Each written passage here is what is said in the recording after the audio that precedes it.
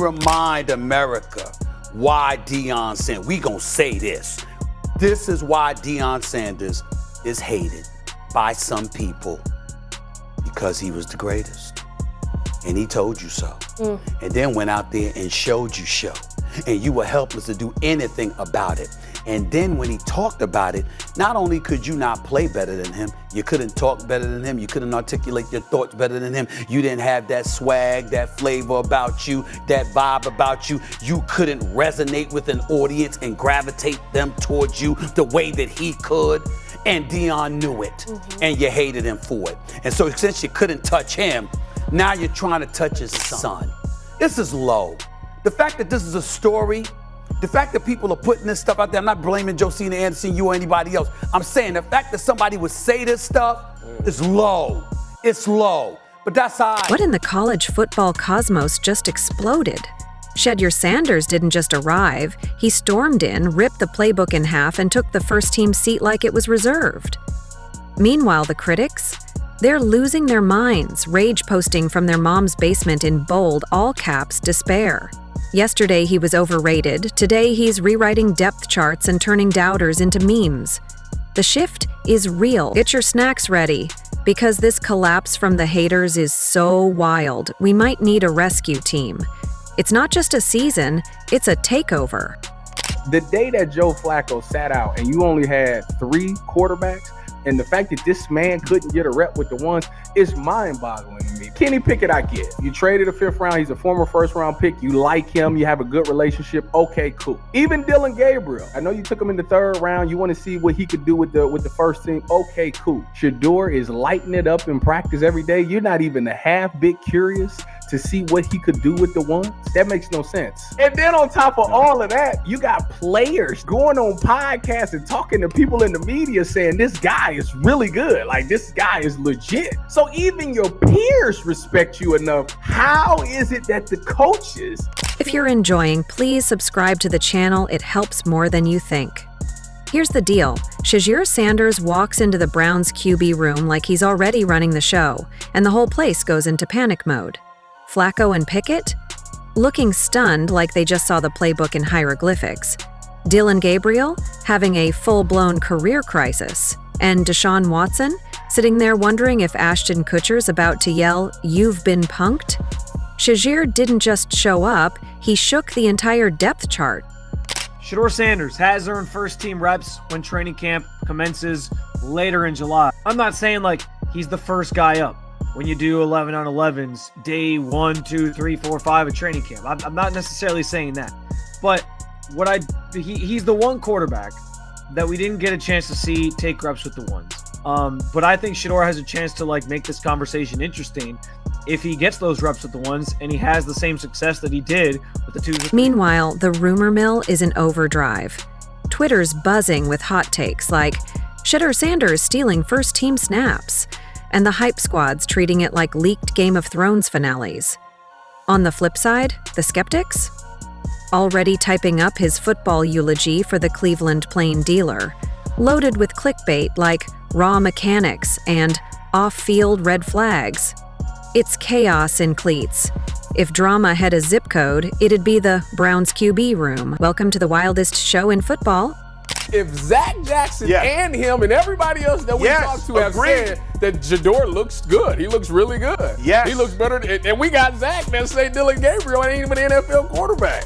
That's true. So how is it that this man can't get a rep with the ones, but that non-NFL quarterback can? We all what agree with sense that. does that make? It makes no sense. Clearly, the guys running the team disagree with us. Man, it doesn't make any and they're sense. the ones. What are y'all trying to? What is the goal of this year? You've gotta love the optics. A guy who dropped all the way to round 5, despite college highlights worthy of a bronze statue in Boulder, is now getting the VIP reps. It's like the director cut out the worst scenes, and somehow the trailer still broke the internet. 1 minute, analysts were calling him a locker room wild card, and the next, the whole football world is stage diving onto his hype train. From headline to headline, Shadeur's flipping the script in real time. What does Shedeur have to do to take his game to the next level? Get protection. That's it. when a kid throws for 30 touchdowns and 3 interceptions, I think he's pretty darn good. I think he's established he's pretty good, being sacked 100 times. We just got to protect him. We have one of the best quarterbacks, the best quarterback, I think, in college football, and if we protect him, we're going to be pretty successful. Then we got to turn around and stop people on the defensive end of the ball. And let's be real. One day you're a fringe pick, the next you're the reason haters are spewing caffeine via keyboard strokes. Cuts to practice footage. You see a lanky arm slinging strikes like he's auditioning for a Nike commercial. You hear murmurs, "Who's this dude? When did Shedeur become the golden boy?" And suddenly the Browns' office inspection team is scurrying to check the schedule. Nope, not a misprint. He's really running first-team drills. Cue the MELTDOWN tours. The keyboard warriors are polishing their caps-locked manifestos with titles like Overhyped QB Crashing Comedy. They grab AVC-calibrated clickbait buzzwords, entitled, combative, premature, then sign off with that classic, "I'm just saying what everyone's thinking." Meanwhile, the anti-Shedeur brigade is running out of steam trying to manufacture a flawed personality narrative, because apparently, reminding people he's got a famous dad isn't enough. And oh, that famous father angle. One foot in Deion's shadow, the other stepping on eyeballs of dissenters. Some haters argue that Shedeur's rise is nepotism in cleats. They even joke about Cleveland's plan. Where's that nepotism alarm emoji when you need it? You're a fifth-round draft choice, right? And it's some of the decisions you have made, and it lends credence to the criticism that he received in the pre-draft process, right? Didn't show up, prepared in meetings, didn't catch intentional mistakes, right? All these different little things that came out during that pre-draft process. And this is one of those situations, I was a 10th rounder. You're keeping your nose clean, you're making sure you do everything the right way because being a late round draft choice, he's a late round draft choice, a fifth rounder, nothing is guaranteed for you. But here's the kicker. He's not just showing up in cleats, he's showing up with receipts. MVP-level stats, conference accolades, record-breaking passes. So guess what?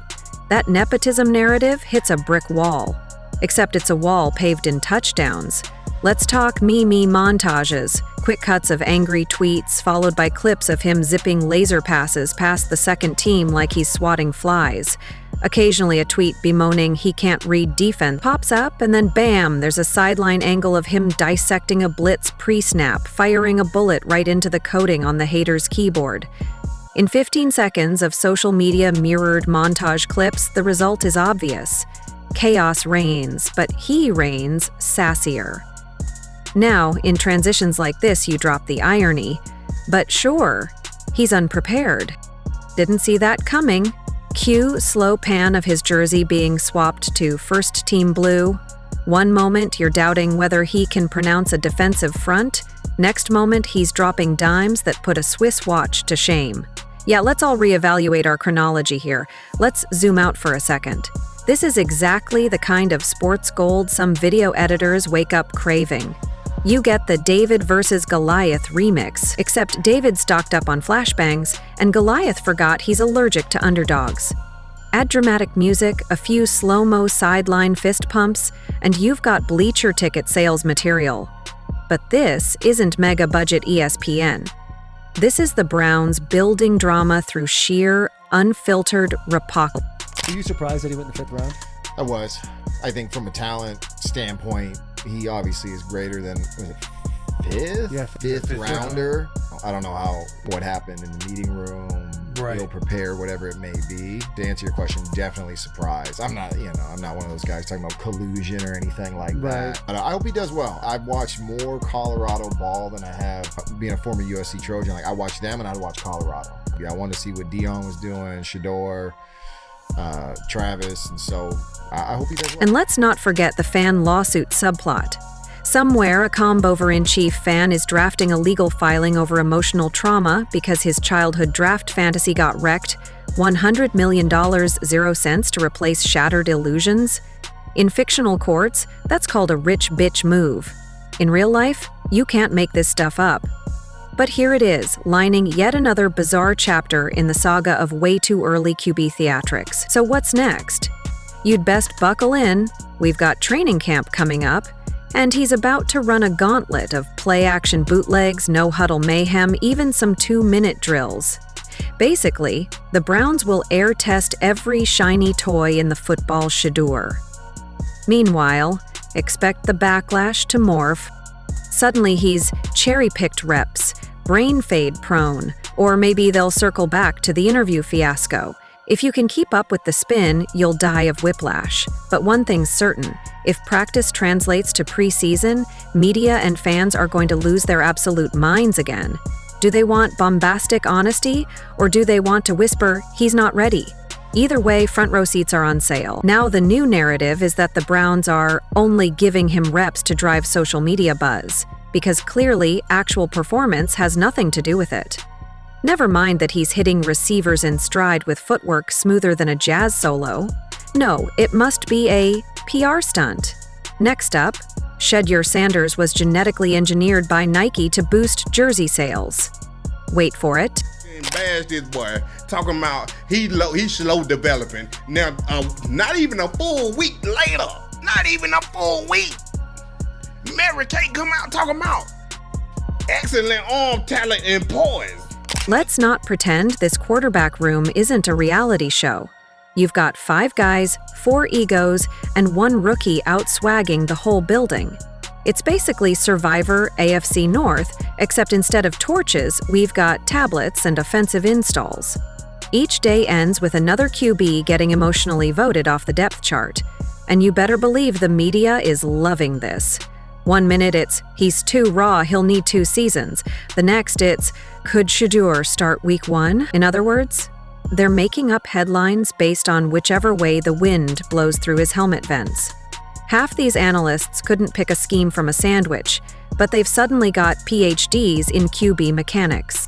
Now let's talk about the pre-draft smear campaign that aged worse than milk in the sun. Remember the reports that he was arrogant during interviews? Translation, he didn't call the interviewer sir and dared to have a personality. Apparently, if you're a confident black quarterback with famous lineage and a strong arm, you must be difficult. You know, because God forbid someone answers questions like a human instead of a mannequin with a mouth. And let's be honest, if this were any other quarterback putting on a masterclass in camp, we'd be building statues and sacrificing goats. But because it's Shedeur Sanders, the takes go from impressive to unearned in 5 seconds flat. Haters are reaching like it's the last item on the top shelf, and they're 3 feet tall. I get it, but if you're an NFL fan out there, you gotta understand what I'm saying. The Shedeur Sanders and the Cleveland Browns have bigger problems right now. Why? Because he came in there, he is a backup quarterback. All those teams passed on him round after round after round for whatever reason. Now, they have a circus at the backup position. I'm not saying that Shedeur Sanders is a circus. I'm saying they have a circus on their hands. Why? Because everyone coming in the locker room, the media, everybody's looking for Shedeur Sanders. Remember Tim Tebow? When they went into the locker room, they weren't looking for the starter, they were looking for Tim Tebow. That's a problem. That's a circus in the locker room. And what did they do? Shedeur Sanders shows up, he thought he was going to be a first-round pick, second-round pick, it didn't happen. But the fun doesn't stop there. Browns insiders now say Shedeur is not just getting reps, he's outperforming expectations. Cut to the next camp day. Red zone drill, 2 throws, 2 touchdowns. The defense isn't just getting beat, they're asking for safe words. Receivers are openly grinning after huddles like they've been let in on a secret playbook. And Coach Stefanski? He's starting to look like he actually believes in miracles. Or maybe he's just enjoying watching a QB throw to the correct team for once. And don't even bring up locker room vibes. The guys love him. Veterans are nodding during film sessions. Even the tight ends are showing up early to run routes with him. That doesn't happen when the QB is just a hype guy. That happens when the ball comes in hot, accurate, and on time like Amazon Prime. Except this delivery doesn't come with a subscription, it comes with receipts. Now, in a twist no one saw coming, Browns fans are making apology posts. Yes, actual Reddit threads titled, "I was wrong about Shedeur" are emerging like prairie dogs. Suddenly, those "he's not NFL ready" comments are being edited into oblivion. Apparently, running first-team reps has a funny way of rewriting history. But not everyone's on board. The Skip Bayless types still exist. You know, the guys who claim he hasn't proven anything, while ignoring the fact that nobody else in that QB room has proven anything either. Who were the defenders on Shedeur's field? Who were the coaches? Where was Tommy Rees? Where was Kevin Stefanski? Was Shedeur Sanders on that separate practice field by himself with Bill Musgrave, the quarterback coach? All these questions matter because these college guys operate primarily in the shotgun. So for a guy like Shedeur Sanders who ran nothing but shotgun at Colorado, he needs as many reps as possible to transition from the college style offense. In the NFL, the play action is way different because you're under center. Immediately at the snap, you drop back, and what's the first thing the quarterback does? They do something that they've never done in college. And yet somehow they cling to their narratives like they're strapped to a sinking ship with duct tape and hope. Meanwhile, Shedeur? Unbothered. Focused. Probably doing push-ups between reps just to keep the haters hydrated. He's got tunnel vision and a cannon arm, and if you listen closely, you can hear the sound of thousands of fantasy football managers scrambling to draft him just in case. And so the saga continues. Shedeur is not just taking first-team reps, he's taking control of the whole narrative. And the haters? They're gonna need a new hobby. Crochet, maybe, or interpretive dance. Because every day he steps on the field, they lose another argument, another talking point, another layer of denial. It's not a takeover, it's an eviction notice, with rocket passes for signatures. Preseason, Game 1. It's here.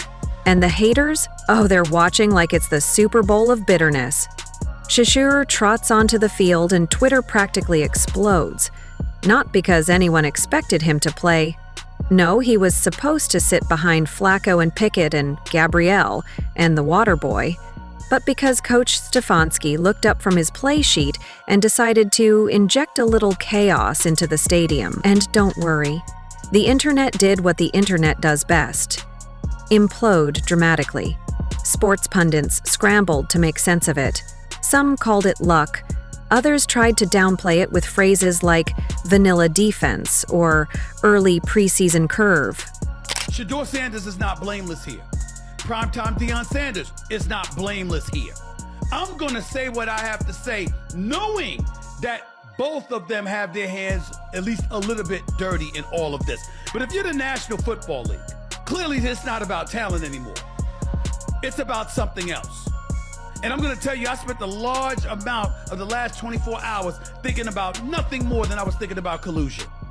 Because how in the hell does 32 teams in the National Football League pass on a quarterback that was universally recognized one of the top 3 quarterbacks in the country entering this draft, and 32... But the truth? You could see it written on their faces, like sweat under studio lights. They'd been caught sleeping. This wasn't some cute underdog moment. This was a full-blown hostile takeover. The timeline shift was seismic. Just weeks ago, they were debating if Shedeur even deserved a roster spot. Now, they're debating if the Browns are ready to admit he's their best QB. And the funniest part? Half the analysts still can't bring themselves to say it. They'd rather solve a Rubik's Cube blindfolded than utter the phrase he might be QB1.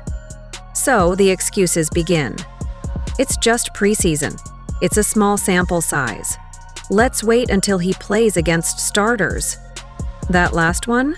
Hilarious. Because in practice, he's already torching the actual first-team defense like they're tackling ghosts. Oh yeah, let's talk about that. The Watson-sized elephant in the room. The guaranteed WSTX, the guaranteed face of the guy. The face of the franchise. And now, he's watching Shedeur light it up and probably wondering if he can switch positions. The Browns front office is sweating harder than a politician on a lie detector. On one hand, you've got the flashy, expensive quarterback you sold your soul for. On the other, you've got a 5th-round rookie who's making the field look like his backyard. What do you do? Bench the golden contract? Start the kid and risk mutiny from your cap sheet? It's like a Shakespearean tragedy, if Shakespeare wrote about spirals, and busted coverages. Shedeur Sanders, you're mad, you're angry? Okay, go show us. Go show us why you should have been picked before Dillon Gabriel or any of these other quarterbacks. And so he's going to have the opportunity. If he approaches it in the right way, it's not how you get into the building, it's how you leave the building. And so if he goes in there and works and shows some of the talent that we've seen in Colorado, he can go be the guy. I think this is genius. Shedeur Sanders and Dillon Gabriel are going to be fighting for this job. And Shedeur, he's just vibing, throwing darts, avoiding controversy, smiling through interviews like a man who already knows how this story ends. Not with a bench role, not with clipboard duty, but under center, running the show, making defenses cry uncle. Let's take a break here and remember the pre-draft chaos. The critics said he was entitled, said he didn't interview well, said he was too confident. The NFL version of saying, "We don't like that you don't apologize for being talented." Fast forward to now, and it's clear Shedeur didn't fall in the draft because he wasn't good enough. He fell because the league couldn't figure him out. Well, surprise. Turns out, the only thing more uncomfortable than a talented rookie with confidence is that same rookie outperforming your overpriced QB stable. And now Cleveland's got a problem most franchises would kill for. Too many QBs, but only one who can actually move the ball downfield without turning every snap into a heart attack. At this point, even the locker room's starting to shift. The linemen are buying into him. The receivers are literally lobbying for more reps with Shedeur. Even the defense, after getting torched for 2 weeks, is reluctantly nodding and calling him that guy. And then there's the final preseason game. High stakes, cameras locked. Watson plays 1 series, meh. Gabriel gets 3 drives, forgettable. Shedeur, 8 of 10, 2 touchdowns, 1 rushing TD, and a post-game moment that sends the internet spiraling. He calmly jogs to the sideline, daps up the coach, and gives that smirk, the one that says, "Yeah, y'all saw that." It begs the question for me is, did we luck out? Because I think we might have. Because the kind of the talk, and I was sneaky intrigued by Dillon Gabriel pick, but there's just so much of the talk has been like, it doesn't look like an NFL quarterback. Like that's what a lot of the talk is coming out of these sessions. And it's like, we took this guy in the 3rd because we were so high on him. And if we didn't get lucky that all these other teams were just still passing on Shedeur and he just kept dropping to the point where we were able to trade up and grab him in the 5th. At this point, it's not even a debate. It's a question of timing. Are the Browns going to let the rookie take the wheel or keep pretending the road is closed? The story ends the way all underdog fairy tales do. Except this one was never about being underestimated. This was about being misjudged. About people seeing the name Sanders and assuming the sun couldn't shine brighter than the shadow. But here he is, under stadium lights, on first-team reps, shutting up critics with spirals and silencing doubt with touchdowns. The future isn't waiting. The future showed up early. And it's got Shedeur's name stitched across the jersey, throwing darts, dropping jaws, and making defensive coordinators reconsider their life choices. So, to all the haters, breathe deep, hydrate, maybe download a mindfulness app. Because Shedeur Sanders isn't just coming for the starting job, he's coming for your takes. And buddy, they're not aging well.